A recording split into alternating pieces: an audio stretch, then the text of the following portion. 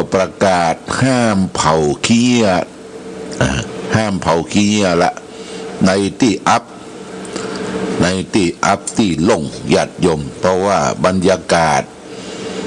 ควันไฟที่เผาขี้เหี้ยขึ้นมาเนี่ยมันหนีไปไหนมันเกาะกลุ่มอยู่กับใกล้เฮาก็ทำให้อากาศเป็นพิษ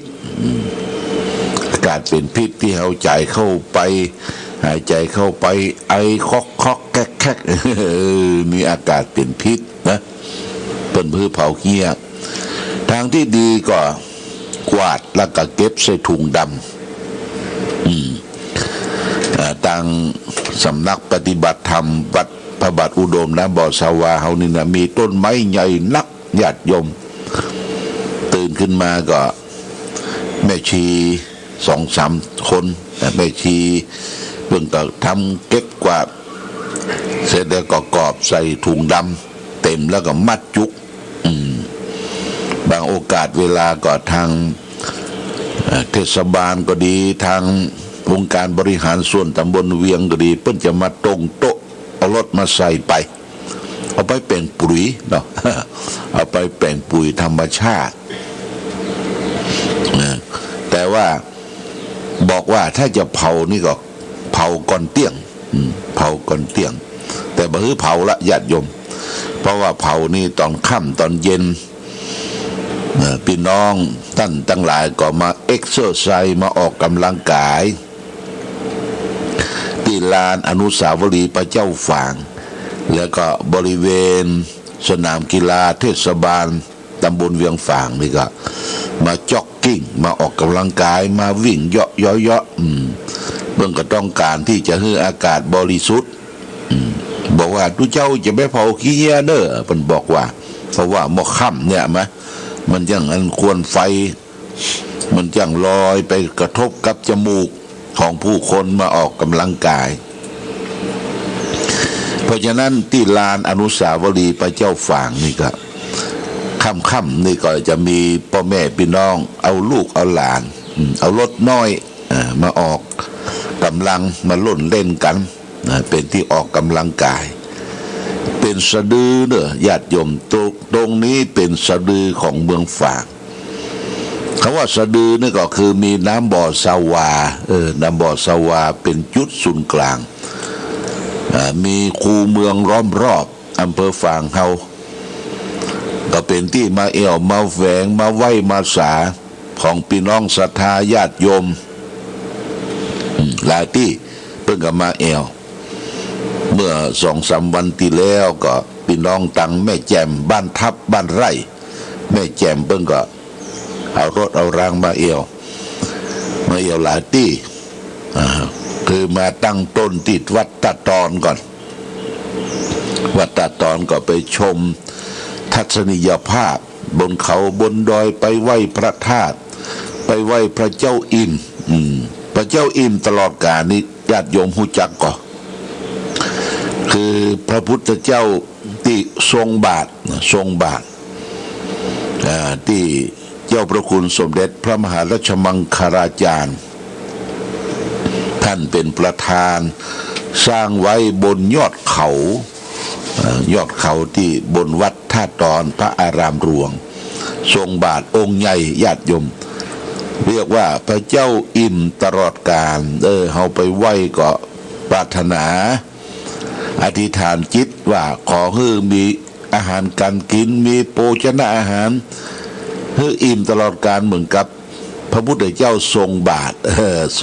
ทนะญาติโยมนะนี่ก็ไปตั้งต้นเอวที่เอวมีหลายที่เมืองฝางเขาเนี่ยถ้าจะเลยวัดท่าตอนไปก็ข้ามขัวแม่น้ำกกแล้วก็ไปแห่งประมาณสัก5-6 กิโลก็จะไปไหว้พระธาตุศพฝางพระธาตุศพฝางเป็นปูชนียสถานอันสำคัญของอำเภอแม่อายฝางชัยประการคำว่าพระธาตุศพฝางนี่ก็คือแม่น้ำฝางไหลขึ้นมาทางเหนือแม่น้ำกกไหลลงไปทางทิศตะวันออกตอนที่แม่ฝางกับแม่น้ำกกพบกันหรือว่าซบนี่ว่าแบบพบกัน เพิ่งก็ได้สร้างพระธาตุโสฝางขึ้นตู้ในสมัยเก่าก่อนโบราณได้100 ปีญาติโยมจนครั้งหนึ่งปี2467เนี่ยครูบาเจ้าศรีวิจัยนักบุญแห่งร้านนาไทยท่านได้เดินทางมาบูรณะวัดพระธาตุโสฝางแล้วก็บูรณะเสร็จก็ล่องเดินทางไปตามกังเจียงไฮ้ตามบุญไปพดเผียวลำปูนลำปางแป่น่านเปิ้นห้องเกียงนะกอไก่เกียงไฮ้เนี่ยแต่ก่อนโบราณเจียงไฮ้ก่อนเฮาอำเภอฝางนี่แม่อายชัยประการขึ้นกับจังหวัดเกียงไฮ้เชียงรายน่ะก่อนเขาขึ้นกับเชียงไฮ้ก็แยกมาอยู่จังหวัดเชียงใหม่เพราะฉะนั้นเชิญชวนญาติโยมนะไปไหว้พระธาตุโสฝางบนดอยเป็นสิ่งที่เคารพศักดิ์สิทธิ์ของอำเภอฝางที่ห้านเฮาไปธาตุโสฝางนี่ก็ต้องไปไหว้พระพุทธรูปเก่าแก่และไปไหว้หลักกังนี่เป็นขุดได้นะญาติโยมนะบนเอาไว้ที่ข้างทางเหนือพระธาตุโสฝางก็ไปสั่นหลักกังสัก7 กรัม9 กรัมตีหลักกังเก่าแก่แล้วก็สัจจาธิษฐานไหว้พระธาตุโสฝางหรือขึ้นมาปิกมาย้อนมาก็ขึ้นไปไหว้พระธาตุ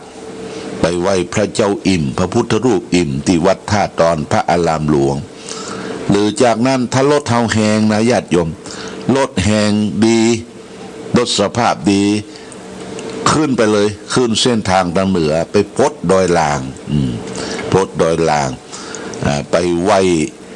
สารูปเจ้าของท่านกูบาสิทธิอภิวันโนสรีระของท่านยังมีอยู่เนอะญาติโยมเปิ้นบะพระราชทานเพลิงศพเรือสารูปของท่านเจ้ากูบาสิทธิอภิวันโนอยู่ที่วัดดอยลางป่างต้นเดือ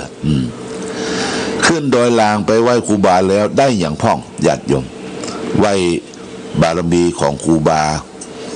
เปิ้นก็เป็นพระเรียกว่ามีความยิ้มมีความอิ่มความเบิกบานอยู่ตลอดเวลาเนี่ยไปไหว้ครูบาเนี่ยเปิ้นจะยิ้มหมดได้บุญได้กุศลและสิ่งที่จะติดตามตนเฮาที่ได้คือเมี่ยงเนี่ยเมี่ยงดอยลางชาดอยลางและสิ่งสำคัญก็คือบอกแควนหน้านี้บอกแควนดอยลางนี่ออกละบอกแควนดอยลางนี่สุดยอดญาติโยมมีรสชาติเอามาคั่วตำแกงใส่แกงผักกาดแกงผักกาดตำใส่แกงเนี่ยฟักบนบอกแควนดอยลางถามเปิ้นว่าบอกแควนมีไหนพ่องเปิ้นขายที่ไหนเมี่ยงก็เช่นเดียวกันเมี่ยงสุดยอดทางเหนือเนี่ยเพิ่นว่าเกลือมีทางใต้เมี่ยงดีมีทางเหนือถ้าอมเมี่ยงดอยลางเอาเกลือใส่แล้วก็เอาแมงดาใส่หน่อยมันนึกบอกปากอมญาติโยมบอกเกี้ยวบอกเฟือนน่ะอมบอกขนาดโอ้ม่วนอกม่วนใจก่อนอาตมาเป็นตุหนุ่มปากันไป3 ตน 4 ตน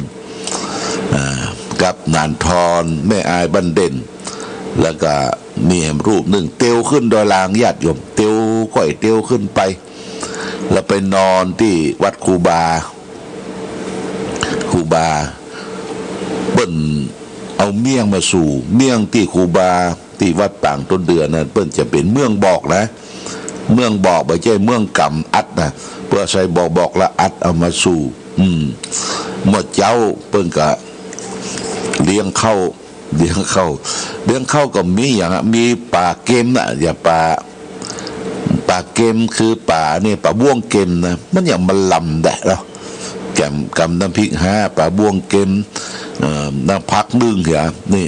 เนี่ยเตียวขึ้นตอนเตียวลงก็ลงมาตรงดอยแหลมญาติโยมดอยแหลมลงพดแม่อาวิทยาคมเนี่ยที่เอวญาติโยมที่เอวที่ไหวที่สา จากนั้นมาญาติโยมก็มาจุมาจุมกันมากินข้าวตอนกันที่วัดพระบาทอุดมน้ำบ่อสาวาแล้วก็มาไหว้อนุสาวรีย์พระเจ้าฝางพระนางสามถิวมาไหว้น้ำบ่อสาวาแล้วก็ขึ้นมาบนสำนักมาไหว้ครูบาเจ้าศรีวิจัยนักบุญแห่งล้านนาไทยเอาก็มีโต๊ะมีตั้งมีเต็นท์ตั้งบริการไว้ให้ญาติโยมมาพักกินข้าวตอนที่ห่อไปโดยน่ะเดี๋ยวนี้เปิ้นนิยมห่อเข้าไปโดยนะญาติโยมห่อเข้าไปโดยติดรถติดนางของไผของมันวันนั้นพี่น้องแม่แจ่มปูเป็นดีดูลีลำมีไข่ต้มมีน้ำพริกตาแดงมีกิ้นทอดเปิ้นมาเตมาสู้กันคนนั้นเอานั่นมาอย่างคนนี้มาอย่างบอกว่าท่านฉันหรือยังฉันแล้วมันหมดเวลาละเมื่อเปิ้นก็เอาน้ำพริกผักต้มมาสู้มากับนี่เป็นความสุขเนี่ยญาติโยมความสุขนี่แปลว่าไปรีแลกซ์นี่เป็นภาษาอังกฤษว่าไปพักผ่อนหย่อนใจหาความสุขพี่น้องญาติโยมบางที่บางท่านก็ว่าบ่ฮื้อลูกบ่ฮื้อพ่อแม่ไปไหนพ่ออุ้ยแม่อุ้ยไปไหนแต่เปิ้นไปแล้วเปิ้นมีความสุขก็ส่งเสริมเนาะประเดี๋ยวนี้คนขับรถเปิ้นก็ดีรับรถตู้รถอย่างเนี้ยบริการญาติโยมบริการดีกว่าไปคนเฒ่าคนแก่พ่อแม่พี่น้องศรัทธานี่ก็คือการไปรีแลกซ์ไปพักผ่อนหย่อนใจไปไหว้ไปสักการะบูชานึกถึงพ่อถึงแม่แต่ก่อนเปิ้นตุกปักกะวัมเลี้ยงลูกเลี้ยงเต้าพอแก่เท่ามาก็อยากจะพักผ่อนไปทำบุญสุนทานลูกหลานมีเงินเดือนมีสตางค์ก็ปันเป็นเงินเดือนให้แก่พ่อแก่แม่นะเป็นการใจนี่ตอบแทนบุญคุณให้แก่ท่านนี่เป็นสิ่งที่น่าอนุโมทนาวันนี้ปะพบญาติโยมท่านสาธุชนวันอาทิตย์ก็จะนำสาระธรรมมาฝากให้ท่านทั้งหลายวันนี้เอาเรื่องถูกรูปโฉมหลอกลวงถูกรูปโฉมหลอกลวงหมายก็ว่ารูปโฉมก็คือรูปงามมันหลอกลวงมันเป็นจะได้เขาก็ฟังเนอะญาติโยมเนอะฟังแล้วจะไปดิ้นจะไปคุยไอ้อย่างกุ๊กกักฟังตั้งใจฟังตั้งใจฟังเพื่อนบอกว่าในงานเฉลิมฉลองต่างๆในยุคนี้มีการประกวดประชันเรียกว่าความนิยมชมชื่นและควักกระเป๋าคนดูได้อีกอย่างหนึ่งก็คือการประกวดนางงามยอดประทูขวัญใจเทพีเป็นต้นมีจนกระทั่งขวัญใจพัฒนาการมีอยู่คราวหนึ่งเปิ้นบอกว่าข้าพเจ้าได้ไปรวมพัฒนาการได้ช่วยกันพัฒนาป่าช้าเพื่อจะแบ่งเอาบริเวณสถานที่นั้นสร้างโรงเรียนเขาจัดมีการประกวดเทพีแต่คราวนั้นบ่ค่อยจะมีใครสมัครเข้าประกวดเพราะเกรงเจ้าหนุ่มจิ้งเหลนล้อเลียนว่าเทพีอันไม่เป็นสิริมงคลก็คือเทพีป่าช้าที่เป็นเล่าผู้ฟังนะญาติโยมนะว่ากันถึงวัตถุประสงค์ของการประกวดดูเหมือนจะเขียนไว้สวยๆว่าเพื่อส่งเสริมสุขภาพอนามัยและส่งเสริมความงามของสุภาพสตรีซึ่งเท่ากับเป็นการอวดชาวต่างประเทศว่าสตรีไทยนั้นสวยงามนักยิ่งหนานักทัศนจรทั้งหลายได้พากันมาเอาเงินเอาทองจากต่างประเทศมามาจ่ายในบ้านของเฮามากแต่วัตถุประสงค์นอกจากหลักการดูเหมือนจะเป็นความลับอยู่ซึ่งบ่ควรแก่การนำมาเปิดเผยอีกหลายประการยอดประทูบางคนเนี่ยเจอเอาวัตถุประสงค์เล่นลับเหล่านั้นอย่างจริงจังถึงกับห้องออกมาอู้ว่าบ่ไหวแล้วมีลูกมีหลานมีเหลนอย่าเข้ามาประกวดกันเลยดังนี้ก็มีนะญาติโยมแต่ยังได้ก็ตามงานไหนงานนั้น ถ้าบ่มีการประกวดอย่างที่แล้วก็จืดจางไปเป็นรสชาติและเป็นการทำร้ายเป็นการทำให้รายได้ของยอดประทูการประกวดนั้นตกรายได้บัดเต็มเพราะไผๆก็ชอบไปดูการประกวดนางงามเทพีทั้งนั้นมีไผที่จะไป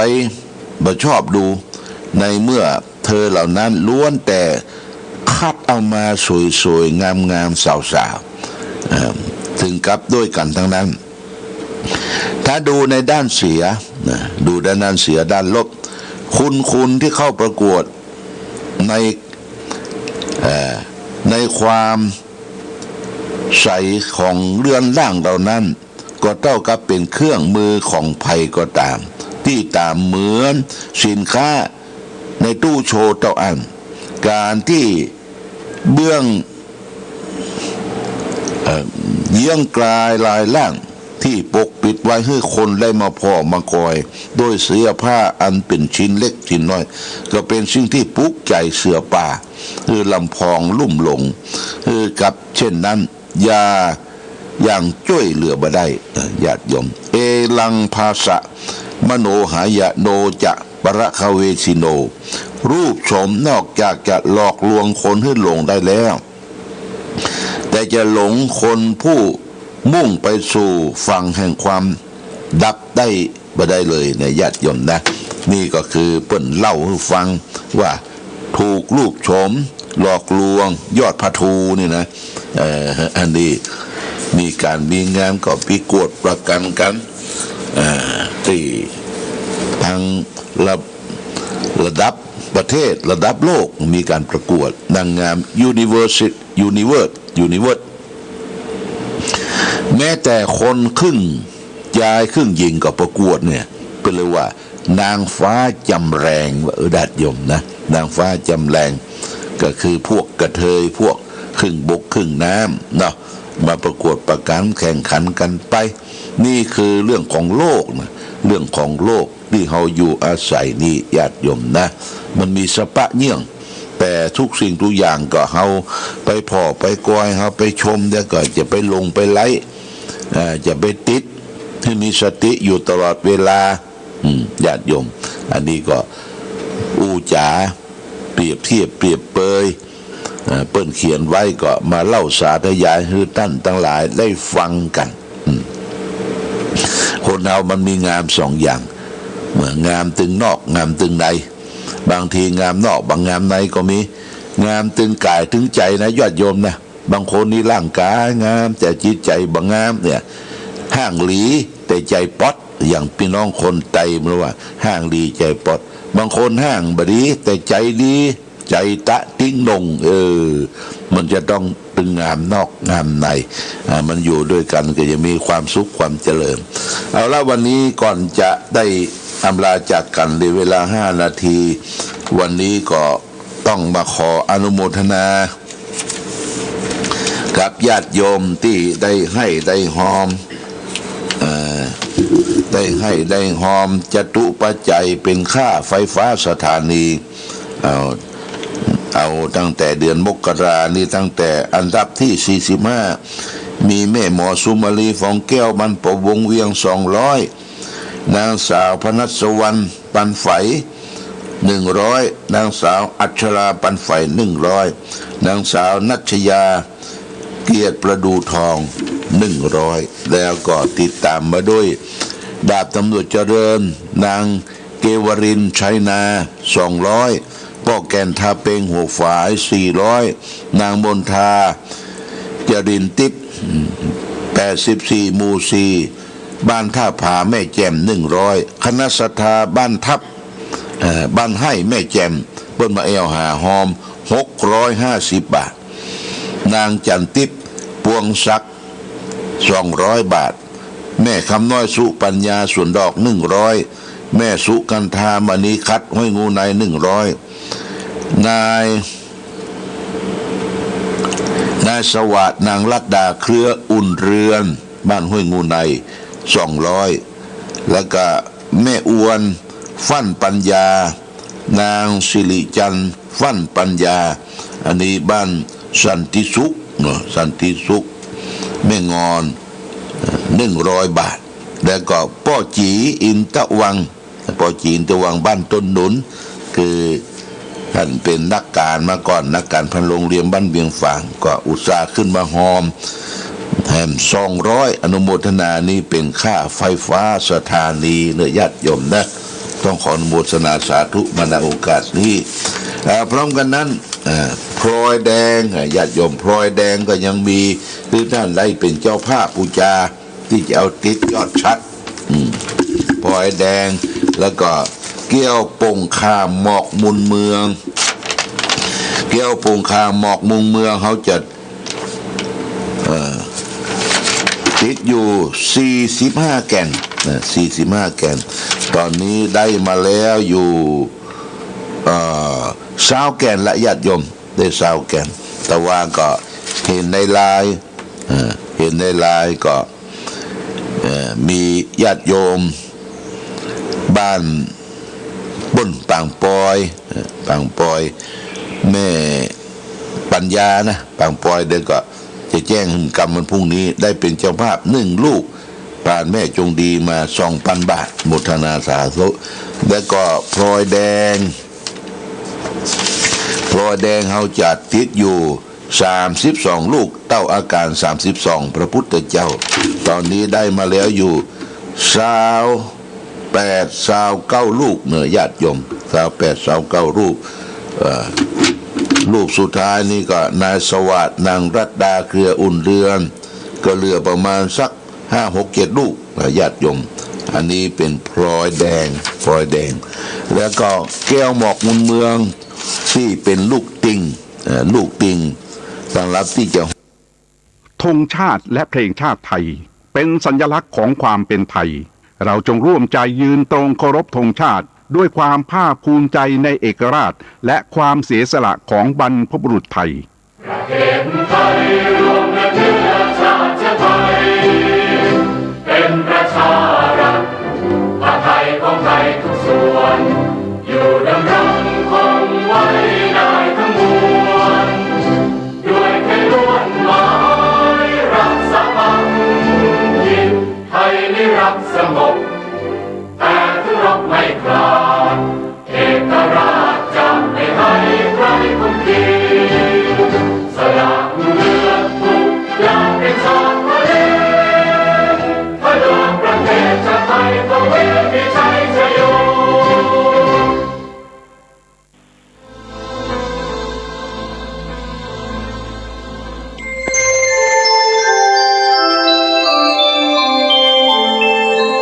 ขณะนี้ท่านกำลังฟังสถานีวิทยุกระจายเสียง FM 104.5 เมกะเฮิรตซ์